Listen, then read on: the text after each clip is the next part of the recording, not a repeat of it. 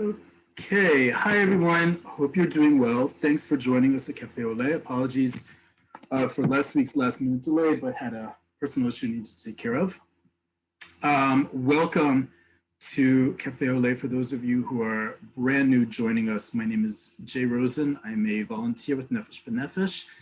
I myself made Aliyah with Nefesh B'Nefesh over 14 years ago. And here at Cafe Oleh, we go over the everyday Hebrew that we use here in Israel that oftentimes doesn't get taught in Ulpan or certainly isn't taught abroad, but really from one fellow Oleh to another, really to set you up for success here in Israel by knowing some of the everyday Hebrew that's used here. And regardless of what level, we have a wide variety of Hebrew language backgrounds here on the call, and we try to focus more for the intro level people, especially who are really trying to struggle and learn the language, but also live their lives, right? Making Aliyah deal with everyday life like one is used to, but in a different language, a different culture. So we try to focus on the everyday Hebrew too much. Okay. So with that, as always, what we're going to do here is I'm going to share my screen with the lesson that we're going to go over today together. And you are welcome to follow along, to take a screenshot if you'd like, old school pen and paper if you'd like. Certainly, and also most important, both this session and all previous sessions of Cafe Oleh will be on Nefesh B'Nefesh's YouTube page. So you can always go to youtube.com, just type in Nefesh B'Nefesh or Cafe Oleh, and you'll find all the previous lessons that we've done here on Zoom in the past year plus there, including this one, which will be uploaded in the next few days. Likewise, if you're recently new or you've been with us before, you know that the Q&A button at the bottom of the screen is there for any questions you have about what I'm teaching or any questions that you have along the way with regards to today's lesson or anything with regards to Hebrew. If you have any questions in general about anything else, critiquing my English, critiquing my Hebrew, someone just asked for me to turn down my microphone, which I just did. Please do that in the chat window. It's just me managing a couple hundred people, which is amazing to have on this call. So please make it easy on me as I'm teaching. Keep your questions about Hebrew and what we're covering in the Q&A, anything else in the chat window only. Likewise, if you have any topic suggestions for further classes, different topics for us to cover, please write that in the Q&A. We'd be more than happy to include that in our upcoming seminars. It's really important that this stays as user-focused, user-friendly as possible. So with that, I'm about to share my screen, and what we're going to do today is one of my favorite lessons. I have a couple favorite lessons if you've been paying attention here in Cafe Oleh, but this one's important to me because it's going to be grammar, and no excuses for it. It's going to be grammar, but it's going to be practical grammar. And it's an important part of the distinction of something you're not going to be able to learn on your own unless someone with some insight into Israeli culture and Hebrew language can teach. And what I call this lesson is the importance of being passive. Not necessarily passive in life, although sometimes as a negotiation tactic, that's good. What I mean here is passive in the respect of the passive tense. Now, this is one of those important things because if you were just to learn the passive tense in English, in Hebrew, you'd say, okay, that's good to know, but I'm never going to use it. And one of the main reasons we would say that, as especially those of us who are native English speakers, is that we were taught, certainly I was taught growing up in the United States, that the passive tense is bad English. Okay? It's considered bad English. It's the worst kind, not the worst, but it's certainly one of the worst types of ways to communicate one's thoughts in English is to use the passive tense. Instead of saying, I wrote the book, to say the book was written by me, right? That second sentence is considered bad English. My lawyer friends tell me that's even worse in legalese. In Hebrew, it's the complete opposite. The more passive tense you use, the better Hebrew it's considered. And when I start pointing out what the passive tense looks like, you're going to see it popping up again and again and again in everyday Hebrew, online, offline. But just know, as opposed to what you've learned up till now about English, the passive tense in Hebrew is considered very high-level language. So let me share my screen and we'll get started with the lesson.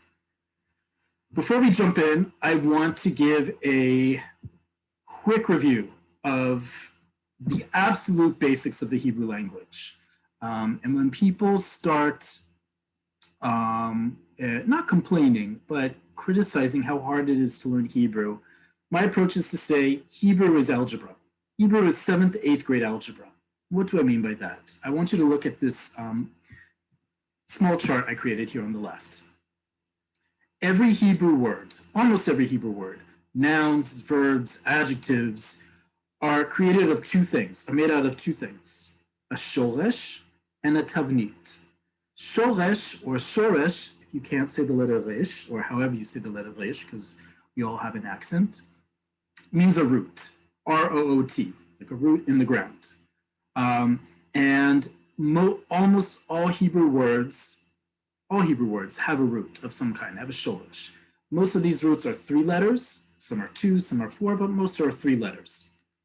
Okay, and those 3 letters, when placed in a very specific order, have a meaning. So let's take it, for example, the one I put here, right? We take the shoresh samech gimel resh. Okay, when those letters appear in that specific order, samech gimel resh, they have the meaning, the general meaning of closing or closure, or something to do with the letter close, or the verb rather, to close. Okay. We take that root and we put it next to, or we plug it into what we call a tavnit. A tavnit is a form. It's like a mold. Think of like when you bake and you use a bundt pan, or those of you who remember Jell-O, a Jell-O mold. Think of that. It gives structure to whatever you're filling it with, right? So the structure we're looking for here is sometimes comprised of vowels. Sometimes it's comprised of letters and vowels. In this case, it's vowels. It's a construct that's a-u in sounding, right? So we have our 3 letters. We plug them into where you see those aleph here in row 24. And with the vowel pattern of a-u. Okay, so if I plug it in there, this form, as you see here, has the general meaning of a past participle. And don't worry about the word participle. We're going to explain it shortly what that means. If I take this root, this shoresh, and I plug it into tavnit, the tavnit, a-u, there is no formal word for it right now. We're just using this vowel sound as its name. I get the word, as you see here, sagur. Sagur. Okay, sagur, I know because it has the root, the shoresh of samech gimel resh, and it has the pattern, the tavnit of a-u. Sagur, I know, is the past participle associated with closing, so I can deduce, knowing both the meaning of the root and the meaning of the form, it has to do something about being closed. Okay, so sagur means closed, and I could deduce that based on knowing those 2 things. Now, Hebrew is all of that. That's simply what Hebrew is. X plus Y, or X times Y equals XY. You can come up with words on your own. You can infer what words mean simply based on this, when you can pull apart the shoresh, the root, and the tavnit, the form. When you can figure out what both of these are, you can figure out a word's meaning because they repeat themselves, right? We use, as we've talked about many times, Hebrew has a conservative number of words, and the shoresh, the shorashim, keep repeating, right? And the tavniot, the plural of tavnit, also are finite. There is a number of them, but you learn to recognize them. You learn the difference of them. So if I take this root, samech gimel resh, I can figure out the words lizgor, segel, lahazgir, lehistager. They all sound different, but you can hear that the shoresh keeps getting repeated in the exact same form. There may be vowels in the middle, there may be letters in the middle, but you're always going to hear samech gimel resh in that exact order. Okay, so keep this in mind. This is a really important thing that I keep coming back to when people share their fears or their phobias of learning Hebrew.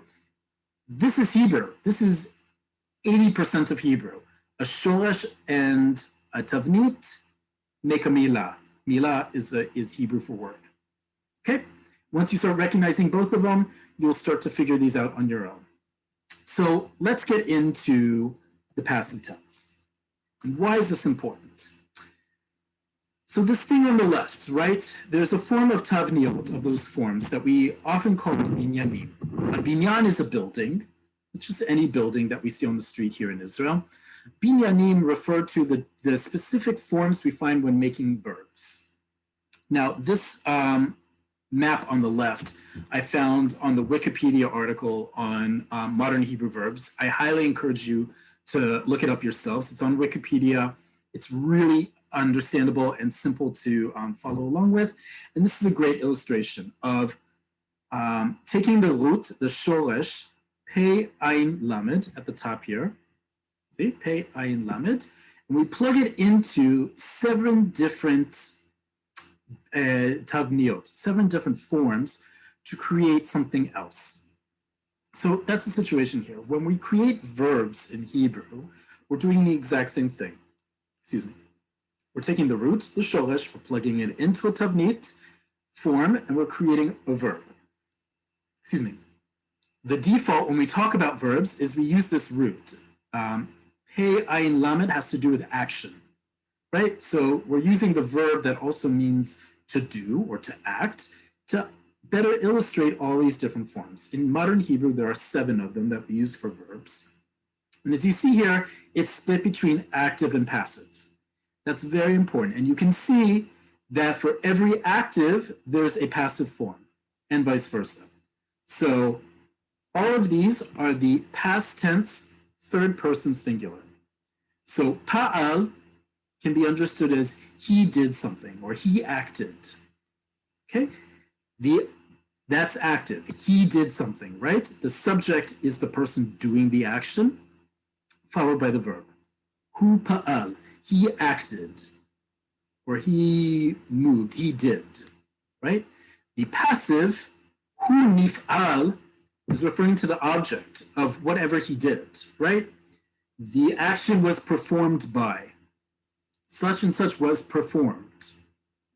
Same thing with all the other ones. For pa'al, the active form, pa'al, its passive form is nif'al. The active form of pi'al is pu'al. The passive form of hif'il is huf'al, right? You can see this, it flows very easily back and forth to one another. Okay, and then we have the middle, right? The middle one is hitpa'el. We're going to ignore that for this class, but just know that there are 7 of these forms. Out of these 7 forms, we create a vast majority of words, not just verbs, but nouns, adjectives, and as we're about to get to participles. And you can also see they have meanings, right? Each of these forms has a meaning. Some of it is simple, intensive, causative, reflexive, general thoughts, general meanings, but still helpful in trying to deduce what a word means. So let's move over to what I have here on the right. This is about how to use the passive tense, regardless of what level you're at, to recognize the passive tense and to start using it regularly in Hebrew. Okay, even if your Hebrew is not, most of the people in this class are at levels Aleph and Bet, right? Even if that's the case, to at least recognize when the passive tense is being used, and then how to start using it on your own. So let's take this first line here. All of the verbs here are conjugated for the feminine. Just as a blanket statement, I'm not going to go into conjugating all of them, but I'm using the third person feminine here. Okay, so let's take this first line, row 2. And we're taking that same root we had before, samech gimel resh, and we're using it in its most basic form, its simple form called pa'al. Sogeret. She closes the door. He sogeret et hadelet. Okay, she closes the door is a full sentence, just like in English and in Hebrew. He sogeret et hadelet. He means she, sogeret closes, et is used before a direct object, hadelet the door. She closes the door, period. He סוגרת את הדלת, period. Okay? Subject, verb, object. Basic sentence. What if I wanted to say it passively?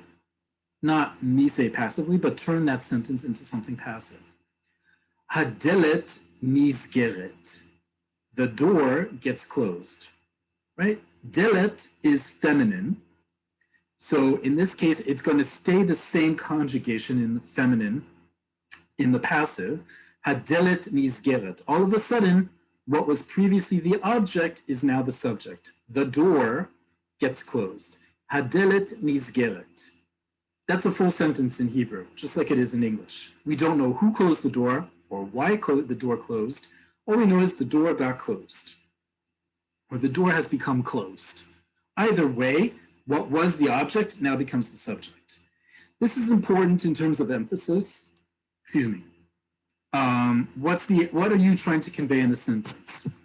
Is it more important to focus on who's doing the action or who's the recipient of the action? What's important for you in this case? Is it she who closes the door, or is it the door itself? And that will help determine, is your sentence active or passive? Just like in English, same in Hebrew. I could make this a whole sentence, by the way, and explain it was she who closed the door, if I want to say that. Hadelet נסגרת על ידי האישה. Right? The door was closed by the woman. Now I've actually even modified it. I've made it even more specific, because before it was just he. She closes the door. I didn't say who it was. I didn't define who that she was. Now I am. Hadelet נסגרת, the door gets closed.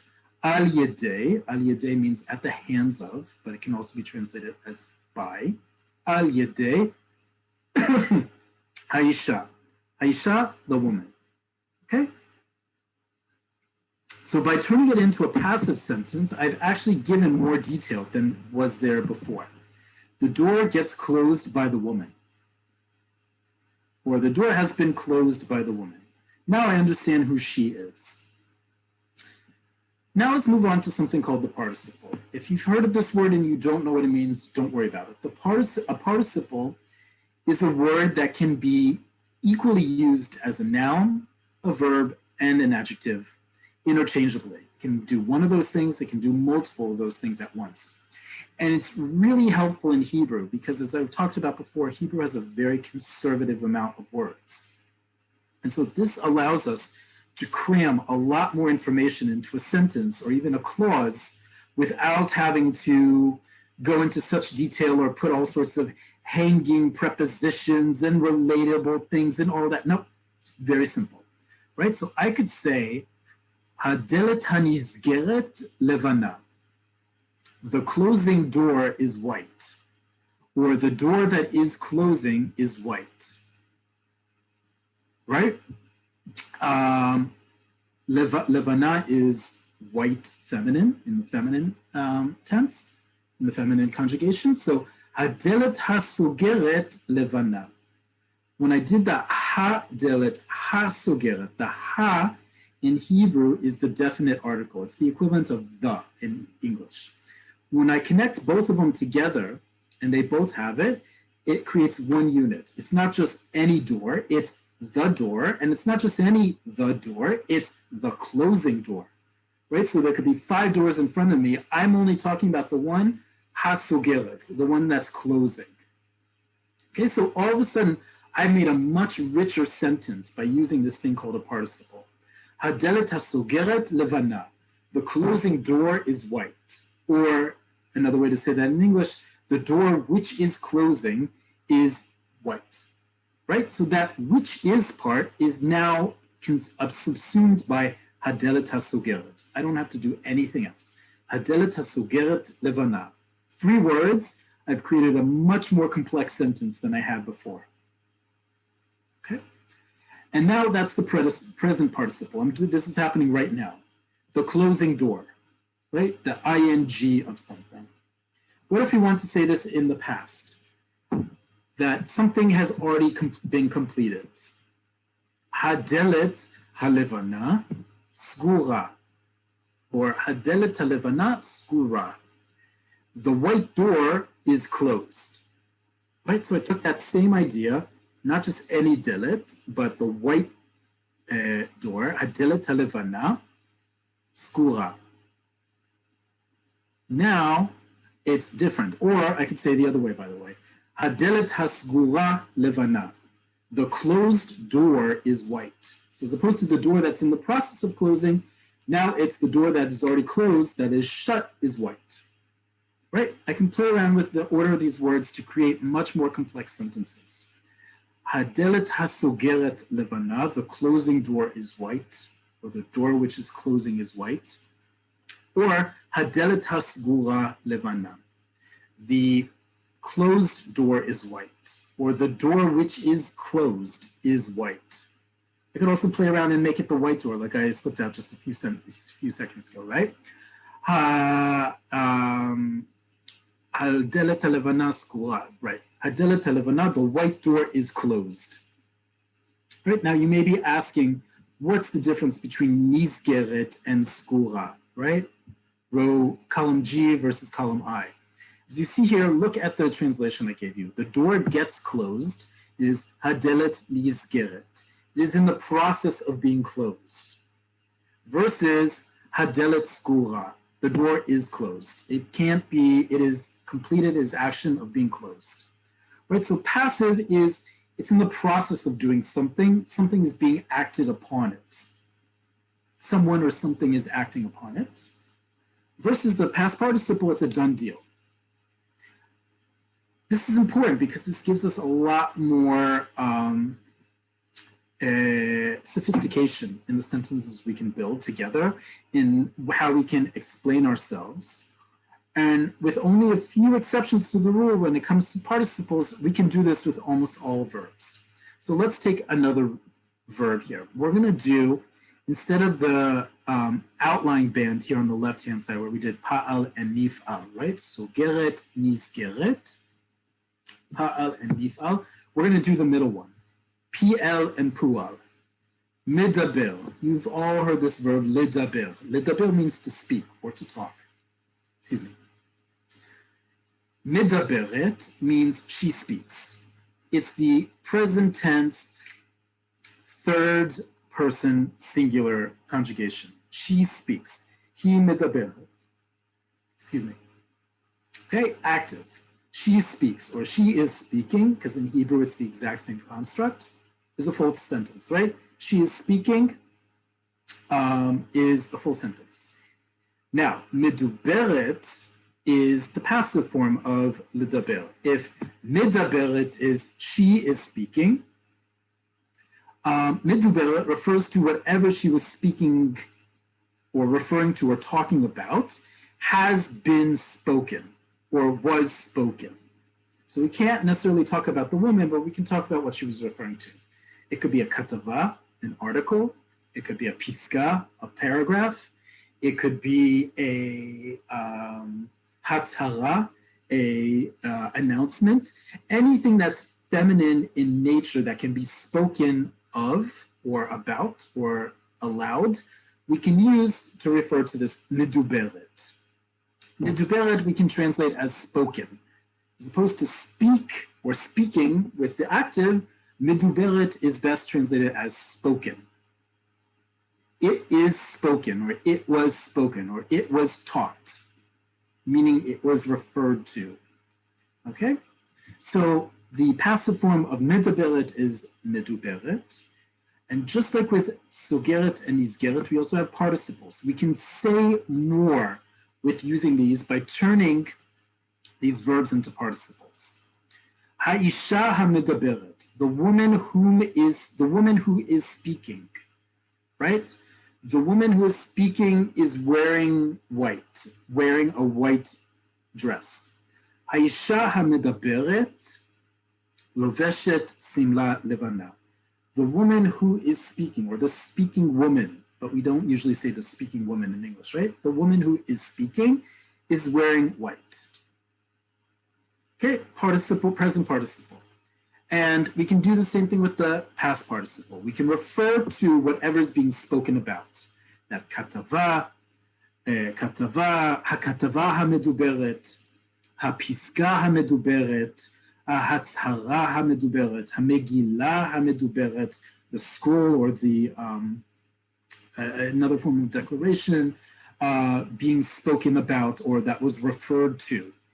Right, so now using the power of the passive tense and the past participle, we can say a lot more things that in Hebrew is really high level Hebrew. And all we have to do is just look at this map on the left-hand side to see which one is which. Okay, what's its active and passive correspondence or alternate or parallels. Okay, let's take another one here. We have a few more examples, and then I want to start looking at some of your questions here. Machzira. Machzira means to return something. Not that I return to something, but I'm returning something. So machzira, again, conjugated for a woman, for a feminine, third person. He machzira et hasefer. He, she, machzira, returns, et, direct, used before direct object, hasefer, the book. She returns the book. Okay? He machzira et hasefer. She returns the book. An active sentence, right? She, subject, object, subject, verb, object. She returns the book. We can literally see a woman doing this, right? Returning a book to something. The passive is muchzeret. Let's say it was a scroll, Megillah. Ha-Megillah muchzeret al yedei ha-isha. The scroll was returned by the woman. Okay, so instead of going this way, right, where we know who is doing the returning, now we know that the thing that was being returned is coming back. Okay, so as opposed to the first thing starting off as the subject, she is doing the action. She is returning the book. The book, or in this case, the scroll, in order to stay in the same gender, the scroll, ha-Megillah muchzeret el ha-isha. The scroll has been returned to the woman.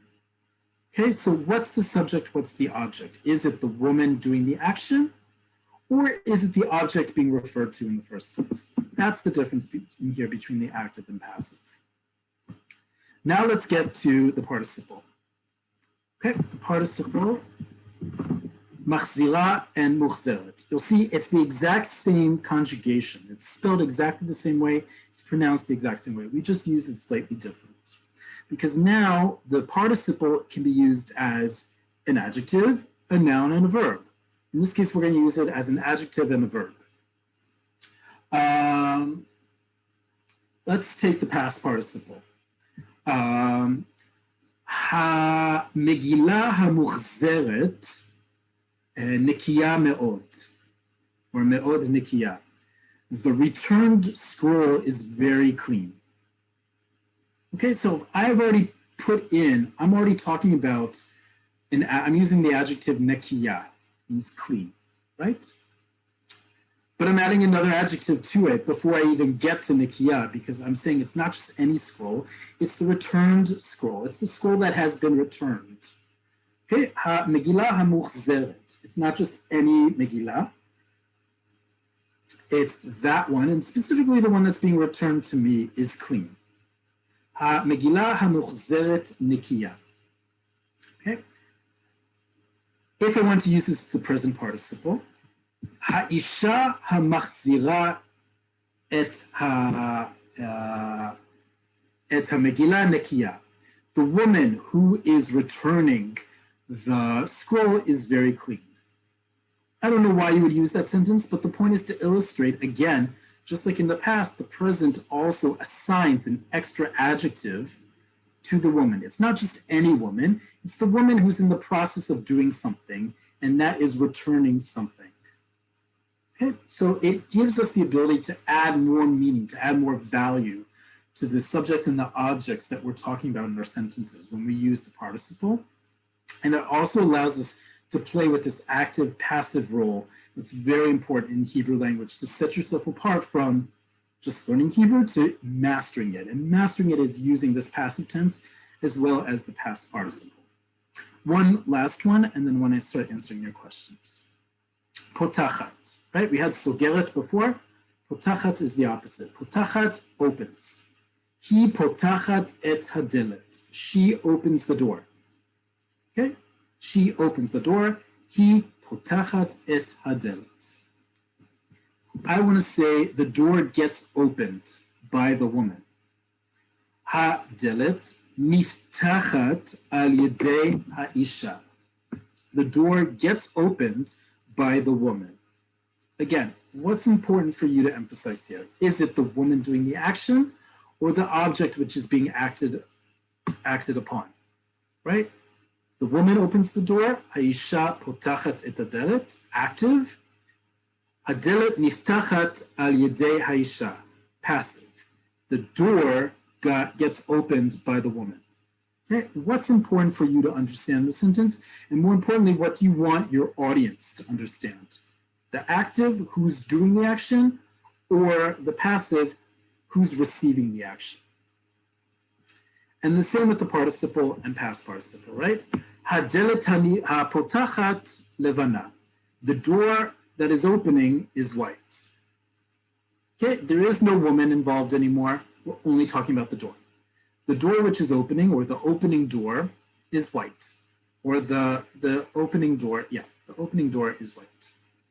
The past participle, hadelet haptucha levana. The door which has already been opened, which we say in regular English, the open door, is white. Okay, so the door which is opening, hadelet hapotachat, versus hadelet haptucha, the open door, the opened door, just so that you hear the difference, that ed, which in English often defines for us the past and also passive, right? So opened, closed, like we have with skura. Same thing here. Hadelet haptucha levana. The opened door, or simply the open door, is white. Hadelet hasgura, the closed or the closed door, is white. Okay? Active, passive, participle. Three important things we have in English all the time that are no less important in Hebrew and give us a really big leg up in speaking and articulating ourselves just as eloquently and just as sophisticated, as we do in English, we can now do in Hebrew once we understand how verbs work. Now, I don't have my in-print dictionary in front of me right now, but any dictionary you have, any Hebrew dictionary will have in the back a table of verbs and how to conjugate verbs, right? Same as what I talked about, this graph here on the left is found on Wikipedia. All you have to do is go to Wikipedia, type in Hebrew modern verbs, and you'll get every conjugation table that there exists in Hebrew. You never have to think about conjugating again. There's a great website we've talked about before called pe'alim.com, Pealim.com, or .org, that can also conjugate all verbs for you and give you every single form. So everything we just did just now will give you everything, including the participles, including the infinitives, all of that good stuff. Okay, let me pause here as I see we have a bunch of questions.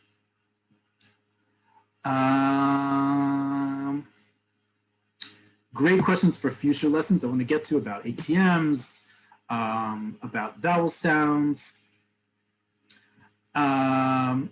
Lawrence says, I don't see the difference between the active and present participle forms. This is a great point. Listen again to the sentences, or rather read the sentences that I have here.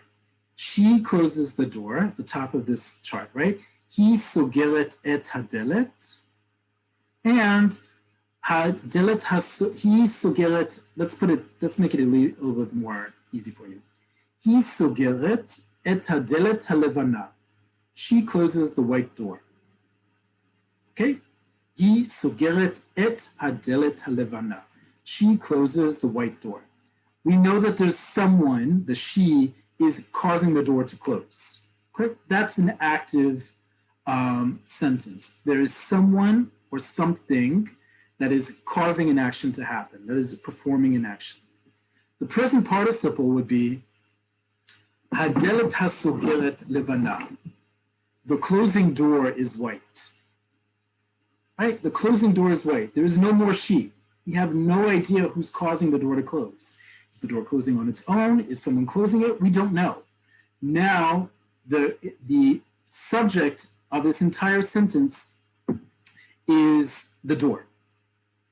Okay, but the point is we can not only do that, we can give even more meaning to the word delet, because it's not just any door, and it's not just any white door, it's the white door that's closing. Okay, that's the participle. And I use the participle here, not necessarily, particularly the past participle, to talk about the passive tense, because that's what it's most akin to. But the participle is going to help you in creating more complex sentences. And so, Lawrence, I see your follow-up question, and someone else had asked about the color coding. The color coding is important here, because as you see, it's spelled exactly the same way. I don't want you to get confused that just because one is active and one is the present participle, they are spelled and pronounced the exact same way, right? So just because you see the word sogeret, its present participle is also sogeret. Just because the passive is meduberet, its past participle is meduberet. It's important to understand, again, how conservative Hebrew is, that we often use the same spelling and the same pronunciation to use different meanings. So it's important to understand the context in which we're saying things and the context in which we're trying to explain things. We might be using the same word again, right? So has sogeret, depending on its context, could be an active verb or a present participle. That's an important construct for you to understand when you're reading Hebrew. Anonymous, like I said, any good dictionary in Hebrew will have a conjugation table in the back. You can also find it in the book 501 Hebrew Verbs. If you're looking for this specific chart, it's on wikipedia.com. Type in modern Hebrew verbs, and you'll find the article, and you'll see it posted exactly like that. Ruth asked a great question. How would I say, how late is the store open? You can say this a couple different ways, but the literal way I would translate this is ad kama hachanut ptucha, or ad matai hachanut ptucha. Until when, ad matai, until when, ad, until matai, when, hachanut, the store, ptucha. Ptucha is that word we just had here, right, in row 12, ptucha. Chanut is feminine, ptucha has to come with it. Until when is the store open? Or, as you would say, how late is the store open, as we would say in better English. But ad matai chanut ptucha, until when is the store open? Okay, that's how we would say it. And we would use the past participle to say that. Other questions, let me see. Anonymous asks, why is the object more important than the subject? That depends on you. That depends on what you're trying to say. Sometimes the object is going to be more important in to convey whatever it is you're conveying by speaking a sentence or writing out a sentence. Sometimes that's just going to be more important. If you read the news, for example, the news in Hebrew is often written in passive. The meeting wrapped up with no decision.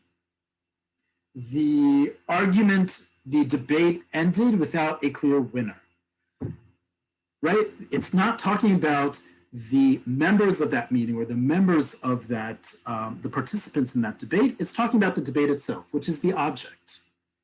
Right? The debate doesn't have its own means of functioning. It's dependent on someone performing it.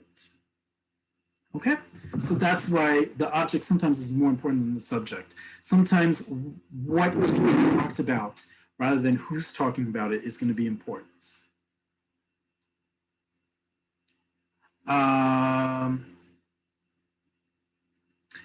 Oleh gives me a long question I need to read. Just a second. I would think that the English translation of the passive form should be in the present tense. Hadelet hanizgeret shouldn't be the door is being closed. No, that's a great question. Hadelet hanizgeret, the passive form is meaning it's in the process of doing something. And that's the difference here, right? And so that's why it's very important when I wrote the translations here on purpose between the passive and past participle for that first sentence, right? The door gets closed, or the door is being closed is another way to say that, correct?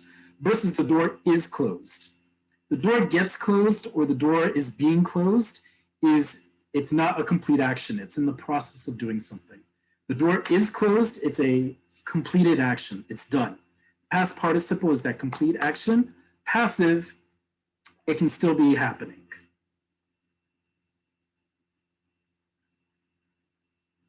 Okay. Ruth says, in English, I would say, how late are you open? No, you do not say that in Hebrew, no. Because you were inferring in English, when you say, how late are you open, we're referring to your store. You can say, how late is your store open in Hebrew, but you don't have to say that. You can simply use the past participle. How late is the store opened? Until when is the store opened? Okay. That's an important distinction. Just like we've had in the past about certain expressions in English that we take for granted, do not translate literally into Hebrew very well. This is a great example of one. Thank you, Ruth. Paula asks, is there a recurrent prefix and suffix to add to the root to know the meanings? There are many different tavniot, right? We talked about tavniot. Let me pull that back up. Right, this tavnit, there are many different ones. There are ones that give us this form like sagul and patuach. There's other ones like that. There's ones like michtav, midrash, the mi'ah construct. There's me'a'et. There's a'et. There's a bunch of different constructs. I'm sure someone has compiled all of them in the past, but just know that they all have their own meanings and you'll recognize them the more that you see them. Most of them do have meanings. Like we said here, a'u means a past participle. There's one for diseases, that almost all diseases follow a very certain tavnit. There's ones for place markings or places, like geographical places, that they follow a very specific one.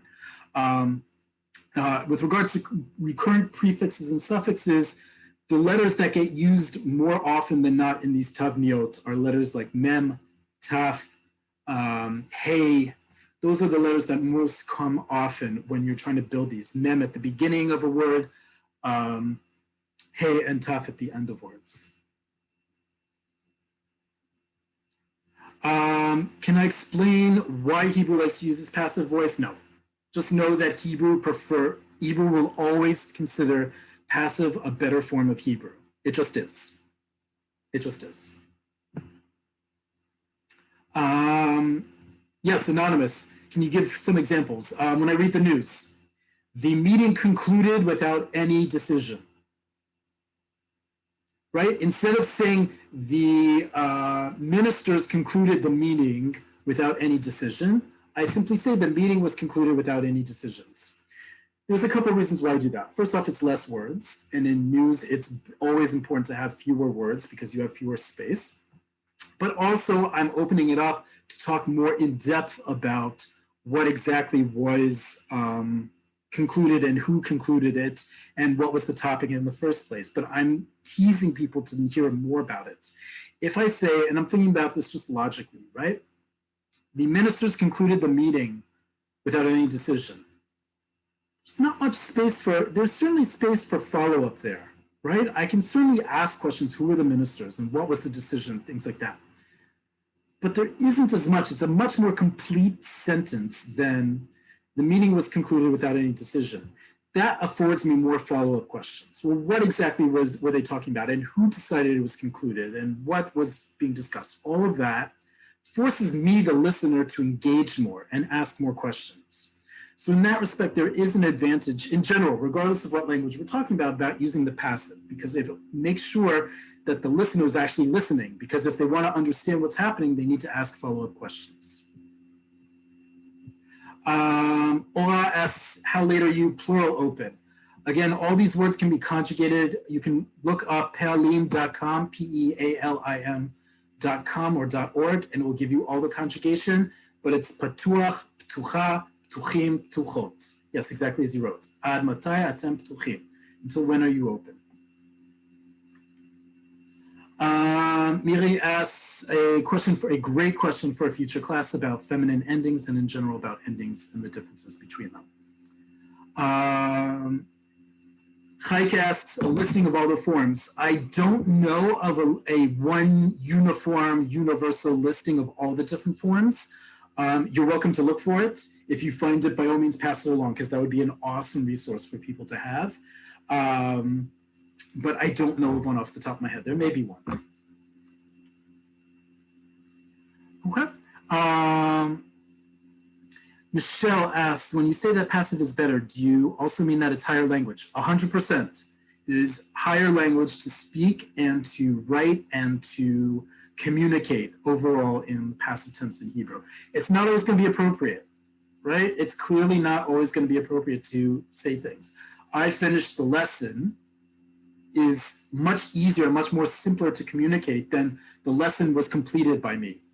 You don't need, not everything needs to be passive, but just recognize that the passive tense will always be considered a higher form of Hebrew in English, a higher form of Hebrew. It doesn't mean you always have to use it, right? Just as in English or in other languages, we have ways to communicate that are much more sophisticated. That doesn't mean it's appropriate for everyday communication or in every sentence that we use. But just recognize that in general, passive tense in Hebrew is considered a higher form of language. Okay, let me just make sure I get all your questions in.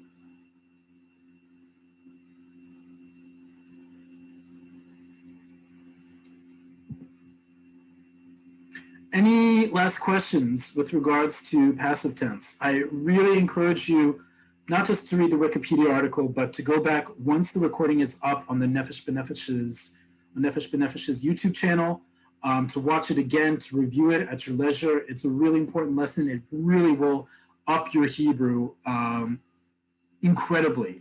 Also knowing that the passive isn't taught until usually a later stage when learning Hebrew for the first time. But it's a really good one to know. Oleh asks, with regards to a comprehensive book, there's Luach HaPe'alim. Great book. I don't know if it's still in circulation. Pe'alim.com online, 501 Hebrew verbs, another great one. All of the articles on Wikipedia, on modern Hebrew language are really good.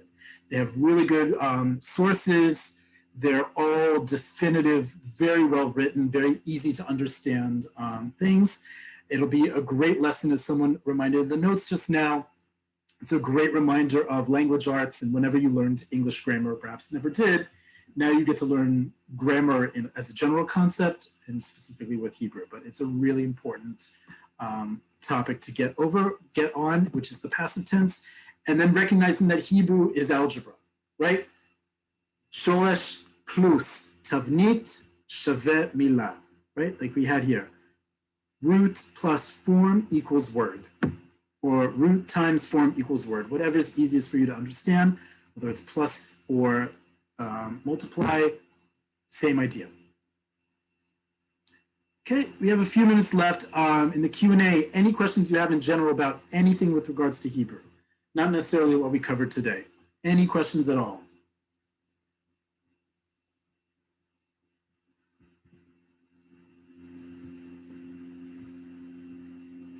Okay, well, in that case, thank you all very much. Toda rabah for joining.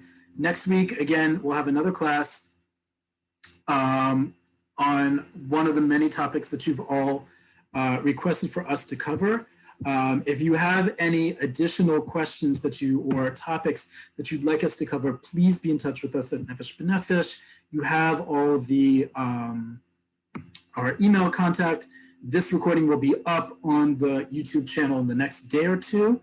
And with that, again, toda rabah, thank you all very much, and le'itrot, see you all very soon. Take care.